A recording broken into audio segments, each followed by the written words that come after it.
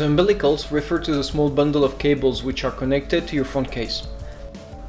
They usually connect at the very least the power button, reset button, a hard disk and power lights, and whatever peripherals made available by the case manufacturer, such as audio plugs and USB outlet. But let's take a closer look to some of those cables. So what do we have here? From left to right, the power LED plugs, the reset switch plug, power switch plug, and the hard disk LED plug. Now take a closer look at the power LED two separated plugs. They show a plus and a minus sign to identify which one of the two wires is ground or live. On the other plugs, since it is not shown on their front face, a small triangle will indicate the live wire on their back.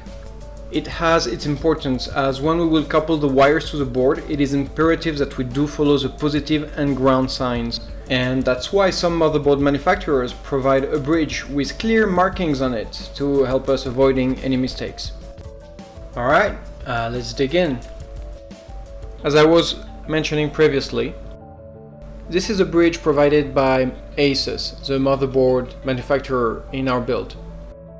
And here we can see clearly all the markings for every plug that we may have. And now we are going to plug in a power switch, making sure to pay attention on where is a triangle on the back of this plug. We can see that ground is clearly marked, and so we'll make sure that the triangle does not go on that side of the plug. Same drill with our HDD LED. Let's pay attention on where is the plus and the minus. Triangle has to match the plus. As you can see, I have done the same with a reset switch as well as a power LED. Now that our bridge is ready, let's go on the motherboard itself and connect all our peripherals. So the motherboard will provide peripherals to the front panel. It will also provide the electricity for our water pump to work and the power to our two front panel 120mm fans. So the first thing we're going to do is plug in our USB 3 connector onto the board. Do keep in mind that all those connectors have only one direction, so if you feel any resistance, do not push and switch the direction of the plug. Let's go ahead and plug in the audio connector onto the motherboard. Earlier in the video we did connect the water pump to a cable.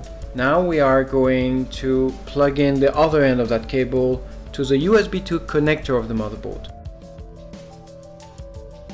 Here we are going to give power to the first fan, the second fan of the front panel as well, and finally we are going to connect the bridge that we assembled earlier directly onto the motherboard. Again, make sure that the closed connectors are not in direct opposition with a pin, and if you feel any resistance when you try to plug in the connectors, double check, triple check, quadruple check the direction of the plugs.